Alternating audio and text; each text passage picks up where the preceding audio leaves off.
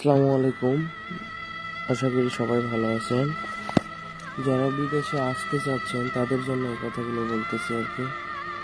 আমার সাথে যে ঘটনাগুলো হয়েছে, মানে আমার নিজের সাথে একদম বাস্তব, এই কথাগুলো শেয়ার করতেছি আপনাদের সাথে।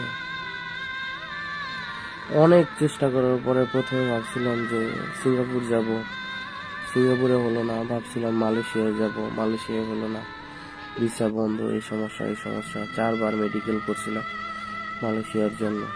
সিঙ্গাপুরে ইভেন্ট সেন্টারে ভর্তি হয়েছিলাম। যাই হোক, টাকা পয়সা নষ্ট হয়েছে, অনেক টাকা পয়সা খরচ হয়েছে। মালয়েশিয়া 11 মাস চেষ্টা করছি, এটাও হয় নাই। পরে আল্লাহর ইয়া যে আসলে আমার কপালে সৌদি আরবের ভাত লিখে রাখছে এরকম, তো এই জন্য সৌদি আরব নিয়ে আসছে আল্লাহ। আল্লাহর কাছে হাজার শুক্রিয়া, আল্লাহ এখানে নিয়ে আসছে। সৌদি আরবে আসার আগে যে এজেন্সির সাথে গুলো আমি কথা বলছি, সব এজেন্সির সাথে কথা বলছি, 4-5টা এজেন্সির সাথে, লোকের সাথে। তো ওরা যেভাবে সাজেশন দিল যে 1400-1500 টাকা বেতন, বেসিক, ওভার টাইম আছে, শুক্রবার ডিউটি করলে এক্সট্রা টাকা পাওয়া যায়, তো এমনি 1600-1700 টাকা আসবে আর কি। তো 1600-1700 টাকা বাংলাদেশের প্রায় বহু টাকা, প্রায় 50,000 টাকার উপরে। তো আলহামদুলিল্লাহ ডিসিশন নিলাম যে ঠিক আছে, বিদেশ যাবো, সৌদি আরবে যাবো ইনশাল্লাহ। 50,000 টাকা ফ্যামিলিকে পাঠাইলে আমার কিছু দেনা পাওনা আছে, মানুষের ধার দেনা আছে, এগুলো শোধ করতে পারবো আর কি।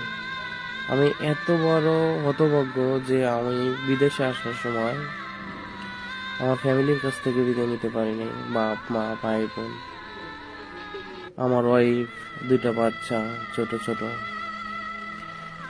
তো আমি কাউকে বলেও আসতে পারিনি। আমি যে চলে আসবো যেদিন, ওই দিনে সকালে কথা হয়েছে ফ্যামিলির সাথে। আমি বলি নাই যে আজকে আমার ফ্লাইট, এই সময় এই তারিখে যাবো। যাই হোক, ভাগ্যের নির্মম পরিহাস, আল্লাহর কি কাম, চলে আসলাম। এসে আমাকে ভোর 3টা, না, দুবাই ফ্লাইট আসছি, দুবাই নামাই দিছে। দুবাই থেকে আবার দাম্মাম এয়ারপোর্টে আসছি, দাম্মাম থেকে ভোর 3টা বাজে নামাই দিছে দাম্মাম। তো যাই হোক, দালালকে ফোন দেই, ভাই এয়ারপোর্টে নামার পরে দেখলাম যে কেউ কারো আপন না, নিজের ভাইও আপন না। এরকম 1 মিনিট যে কারোর সাথে কথা বলবো, একটু ফোনটা রিকোয়েস্ট করবো যে আমাকে একটু হটস্পট দেন ভাই, হটস্পট, এমবি, টাকা পয়সা না, এই হটস্পটটাই কেউ কাউরে দেয় না। নিজের ভাইকেও দিতে চায় না। জিনিসটা হলো এরকম, মানে 1 রিয়ালেরও বহুত দাম এই দেশে।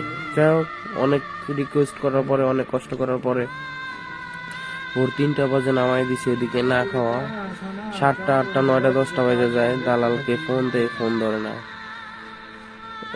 পরে রুমে এসে শুনলাম যে ও 3টা পর্যন্ত সকাল থেকে ঘুমায়, সারা রাত ঘুমায় না, 3টা পর্যন্ত, মানে বিকাল 3টা পর্যন্ত, মানে 3টা বাজে ঘুম থেকে ওঠে। যাই হোক, পরে আবার বাংলাদেশে কথা বললাম। কথা বলার পরে ও আবার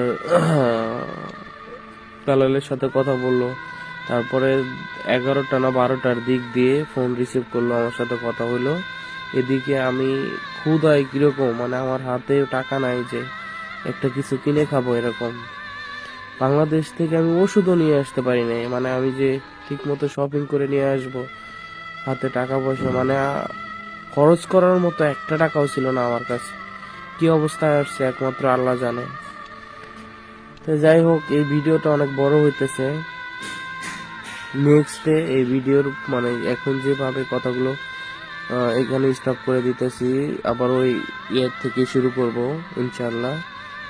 সবাই ভালো থাকবেন, আল্লাহ হাফেজ।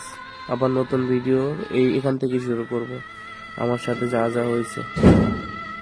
আসসালামু আলাইকুম, সবাই ভালো থাকবেন।